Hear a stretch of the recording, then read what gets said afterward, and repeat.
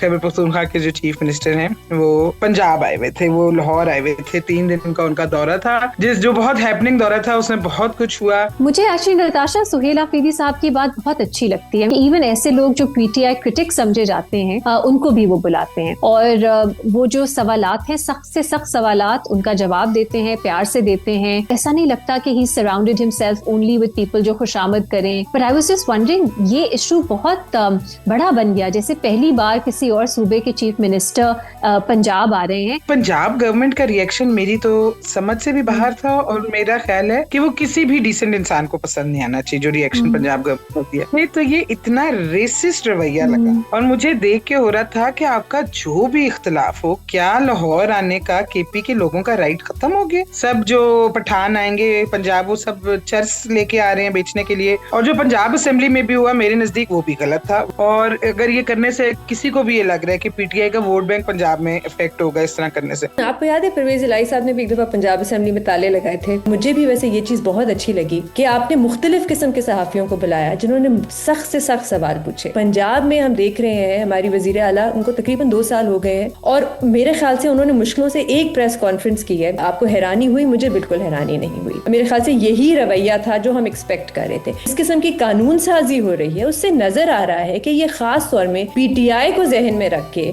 और एहतजाज जो पीटीआई करती है उनको जहन में रख के बनाया जा रहा है। जैसे अभी एक राइट फोर्स बनाने की बातें हो रही हैं, और एमएम आलम पे मैं कोई घंटा फंसी रही क्योंकि, और नजर आ रहा था क्योंकि पुलिस ने रोड जो थी वहां पे ब्लॉक की हुई थी। पीटीआई तो तब तक पहुंची भी नहीं थी। फूड स्ट्रीट थी, वहां पे लाइटें बंद थी और दुकानें बंद थी। कभी आपने सुना है कि जुमे वाले दिन फूड स्ट्रीट बंद हो लाहौर में? उन शहरियों का, अपने पंजाबियों का आपने नुकसान करा दिया जो बेचारे वहाँ पे रेस्टोरेंट्स खोल के बैठे हैं। शहबाज शरीफ साहब भी बहुत ज्यादा एतदाल पसंद है, और वो इस तरह के प्रोविंशियल लेवल पे डिविजन्स को पसंद नहीं करते। तो अगर ये दोनों भाई पसंद नहीं करते तो नून लीग में ये किसकी पॉलिसी बनी? मेरे नजदीक ये बहुत घटिया गेम है और ये नहीं खेलनी चाहिए।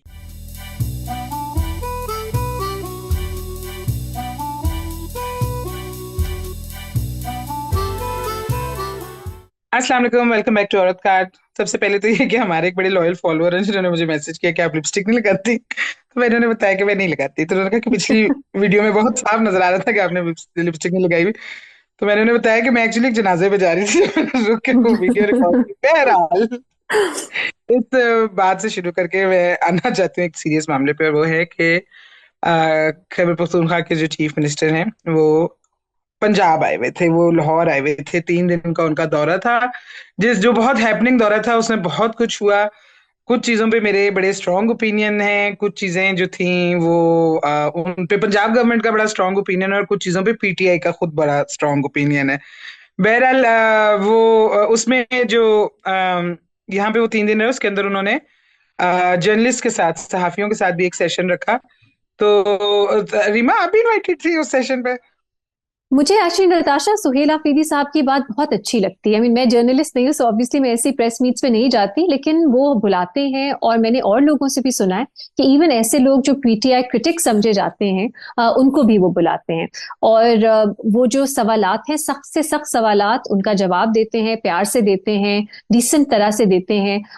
और वो ऐसा नहीं लगता कि he surrounded himself only with people जो खुशामद करें या पहले से प्रिपेयर्ड सवालात हैं उनके जवाब दें। सो ये मुझे उनकी एक अच्छी बात लगती है। बहुत से और इख्तलाफात हैं, लेकिन दिस इज समथिंग इम्पोर्टेंट जो मेरा ख्याल है रखनी चाहिए, और लोगों को भी इससे सीखना चाहिए। मुजम्मिल जो है, सैयद मुजम्मिल, उन्होंने एक अपना क्लिप शेयर किया था जिसमें उन्होंने एक सख्त सवाल पूछा। केपी के जो ह्यूमन डेवलपमेंट इंडिकेटर्स हैं उनको कंपेयर किया बाकी प्रोविंसेस से। तो मुझे सुहेल आफरीदी साहब का जवाब अच्छा लगा। उन्होंने कंटेस्ट किया फिगर्स को, लेकिन उन्होंने ये भी माना कि देयर इज अ प्रॉब्लम, और उन्होंने इसको एसोसिएट किया, लिंक किया।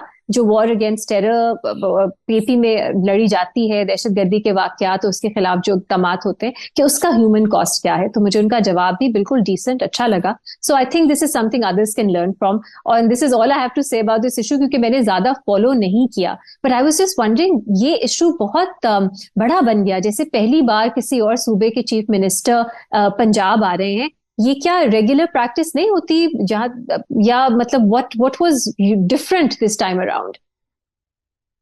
अच्छा, मुझे तो उस पर थोड़ा सा जो अजीब लगा ना जो आपने कहा है, वो मैं बेनजीर पे जाऊंगी इसकी पॉलिटिकल उसके लिए, लेकिन उससे पहले मैं ये ऐड करना चाहती हूँ कि पंजाब गवर्नमेंट का रिएक्शन मेरी तो समझ से भी बाहर था, और मेरा ख्याल है कि वो किसी भी डिसेंट इंसान को पसंद नहीं आना चाहिए जो रिएक्शन हम्म। पंजाब गवर्नमेंट करती है। अच्छा, अजमा बुखारी साहिबा ने, जो I think is usually a very friendly and very nice person, उन्होंने कुछ ऐसी बातें की जिनसे मुझे ना एक मेरे वालिद साहब पश्तून थे, मेरी माँ पंजाबन है। हम्म।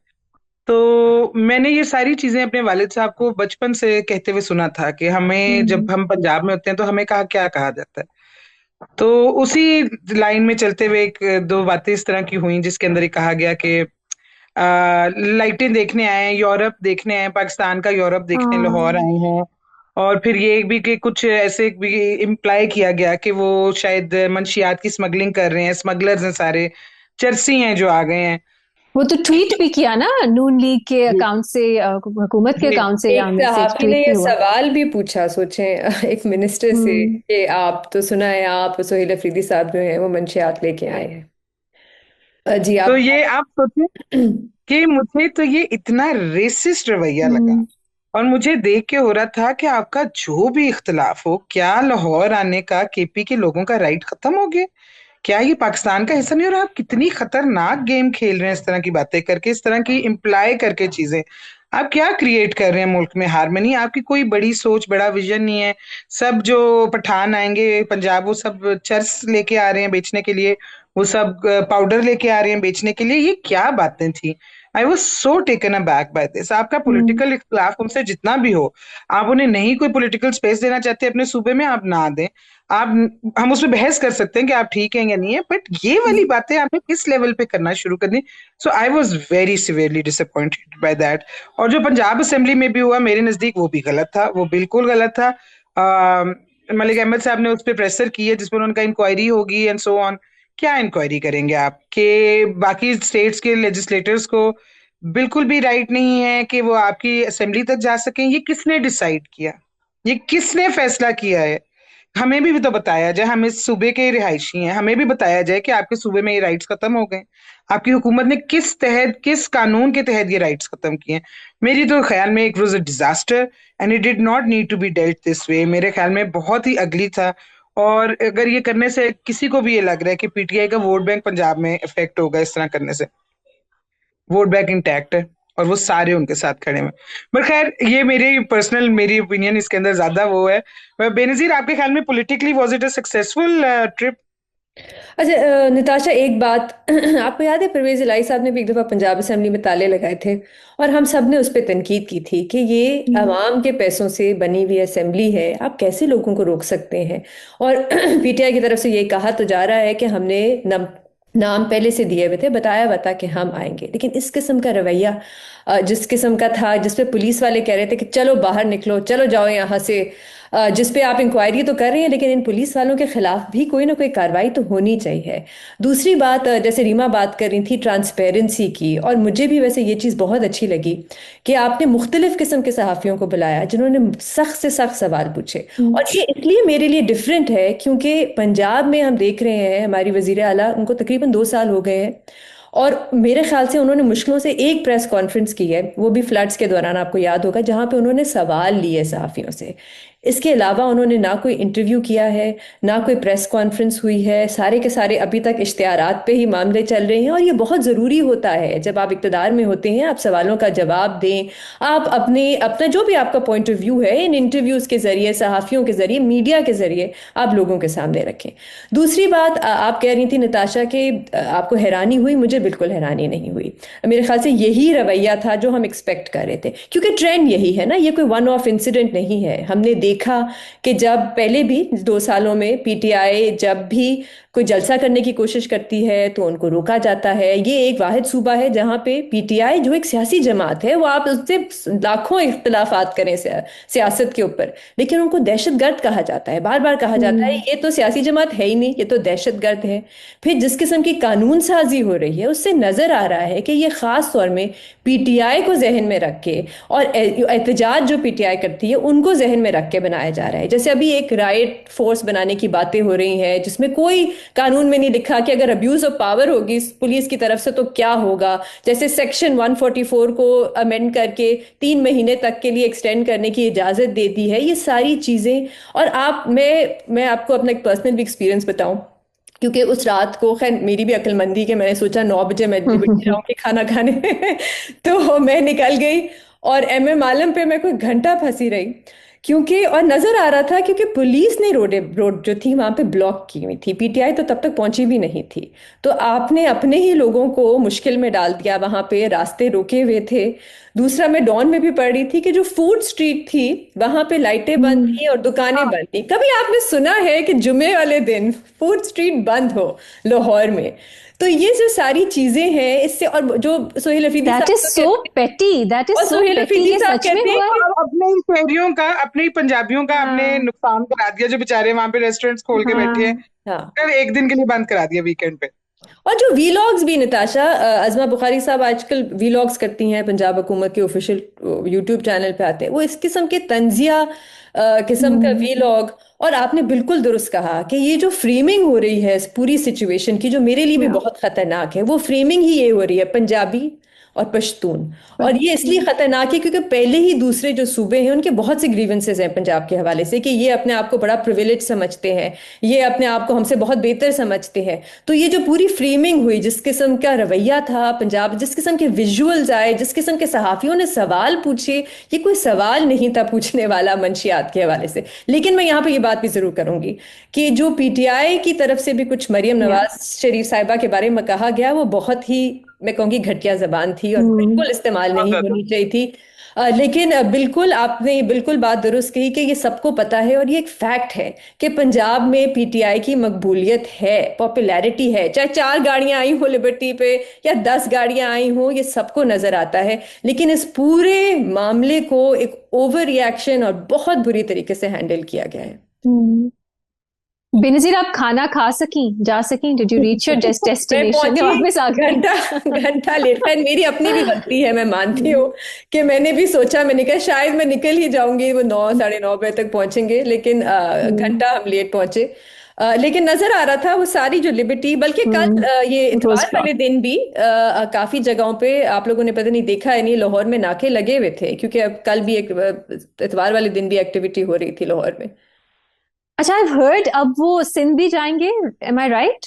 कुछ मैंने पढ़ा था इस, तो अब वो सिंध भी जा रहे हैं, पूरा दौरा है उनका पूरे मुल्क का, राइट? यही अभी तक तो यही कहा जा रहा है हम्म। मोबिलाइजेशन के लिए उनका सिंध जाने का भी। अब देखते हैं वहां पे भी किस किस्म का आई उनको होप वहां वेलकम पे मिलता है। बेहतर, या I hope it's better, because I also agree with you, बहुत बुरे विजुअल्स थे और फ्रेमिंग जो है वो बहुत प्रॉब्लमैटिक सामने आए। मैं जिस छोटी सी एक बात करके वाइंड अप करना चाह रही हूँ, और वो ये है कि बेसिकली मुझे याद है कि जब 2013 वाले इलेक्शन हुए थे तो नवाज शरीफ सेंटर में गवर्नमेंट बना रहे थे, तो उनको बहुत दफा कहा गया कि उनके साथ अगर कुछ पार्टीज को मिला लिया जाए तो वो केपी में भी गवर्नमेंट बना सकते हैं, और उन्होंने कहा नहीं, केपी में इमरान जीता है तो उसकी हम्म। मैंडेट को रिस्पेक्ट किया जाए। ये अलग बात है कि इमरान ने बिल्कुल भी उनकी मैंडेट को रिस्पेक्ट नहीं किया जो या फेडरल में जीते बैठे थे, बट नवाज शरीफ ने उस वक्त केपी की आवाम की ख्वाहिशात का रिस्पेक्ट किया। इसी तरह जो हमें सुनने में मिलता है कि शहबाज शरीफ साहब भी बहुत ज्यादा एतदाल पसंद है, और वो इस तरह के प्रोविंशियल लेवल पे डिविजन्स को पसंद नहीं करते। तो अगर ये दोनों भाई पसंद नहीं करते तो नून लीग में ये किसकी पॉलिसी बनी? कि जहां पे ये वाली बात, मैं बिल्कुल मानती हूँ कि मरियम नवाज शरीफ के बारे में बिल्कुल गंदी जबान और इस तरह की चीजें, पीटीआई का तो ये काम है कि फौरन आपके ऊपर जाती और घटिया अटैक करना, ये हमेशा से उनकी काम रहा है, उनके फॉलोअर्स का भी यही काम है। लेकिन ये कि आप उसको रिस्पॉन्ड करते हुए एक प्रोविंशियल तफरका डाल दें, आप एक फेडरेशन में दरार डाल दें, ये किसी भी लीडर का काम नहीं, ये किसी भी मुल्क की बड़ी जमात का काम नहीं। ये आगे मुल्क एक बहुत, वो नाजुक मोड़ तो नहीं मैं कहूंगी, लेकिन एक डिविजन्स के ऊपर वो है। तो आपको क्या जरूरत है कि आप उन दरारों को मजीद गहरा करें या उनके अंदर बम ही बांध के फाड़ दें इस तरह की बातें करके? जब ये सारा कुछ हो रहा था तो उस वक्त मैं केपी में थी, और वहां पे मैं एक जनाजे भी थी, तो जहां पे मैं सुन रही थी जो लोगों के सेंटिमेंट्स थे, और वो सेंटिमेंट्स बहुत खतरनाक है। जहां पे लोग अगर आपके मुल्क पंजाब को एक अलहदा आइडेंटिटी देना शुरू कर दें और वो ये क्वेश्चन करना शुरू कर दें कि हम पाकिस्तानी नहीं है ना फिर, तो ये बहुत खतरनाक बात है। मेरे नजदीक ये बहुत घटिया गेम है और ये नहीं खेलनी चाहिए। चाहे आपकी पॉलिटिकल जितनी भी मसाइल हैं, इस तरह रिजॉल्व करना है या इस तरह उसका ऊपर गेम को जीतने का आपको मेरे ख्याल में तो राइट भी हासिल नहीं है। बहरहाल ये हमारा व्यू है, आप प्लीज बताइएगा आपका क्या ख्याल है कि सुहेल अफरीदी ने जो ये किया है, दौरा ये कामयाब था, कोई पॉलिटिकल उन्हें इससे कुछ मिलेगा, वो लोगों को राउज अप करने में कामयाब होंगे? बजाहिर तो लग रहा था कि लोग अभी फिलहाल नहीं राउज अप होने के मूड में, लेकिन उनको जाती तौर पे बहरहाल उनको पसंद किया गया। और मैंने ये भी देखा कि पीटीआई वाले बहुत से कह रहे थे कि गंडापुर से कितने ज्यादा इफेक्टिव हैं, तो ये भी एक इंटरेस्टिंग एंगल है। ठीक है, तो आप और गंडापुर को सारे कह रहे थे कॉम्प्रोमाइज है, पीटीआई वाले सारे कह रहे थे ये कॉम्प्रोमाइज है। देखा, इधर देखे आप सुहेल अफरीदी को, ये होता है बंदा जो अनकॉम्प्रोमाइज होता है। तो आपको अगर हमारी एपिसोड पसंद आई तो प्लीज लाइक कीजिएगा, चैनल को सब्सक्राइब कीजिएगा, और बेल आइकॉन हिट कर देंगे तो जैसे ही नई वीडियो अपलोड होगी आपको पता चलेगा। आज मैमल हमारे साथ नहीं थी, हमने आपको नहीं बताया क्यों नहीं थी, आज वो बहुत बिजी थी। और अक्सर ये नहीं होता, मैमल बेचारी सबसे पहले रेडी होती है, लेकिन फंस गई हुई थी। तो anyways, thank you for watching औरत कार्ड। प्लीज कमेंट से हमें बताएं आपके ख्याल में सुहेल अफरीदी का ये दौरा जो है, ये पूरे अगर वो सिंध में भी जाएंगे उसके बाद शायद बलूचिस्तान भी जाए, लेट्स सी आपका क्या ख्याल है कि इसका क्या नतीजा निकलेगा। थैंक यू फॉर वाचिंग औरत कार्ड।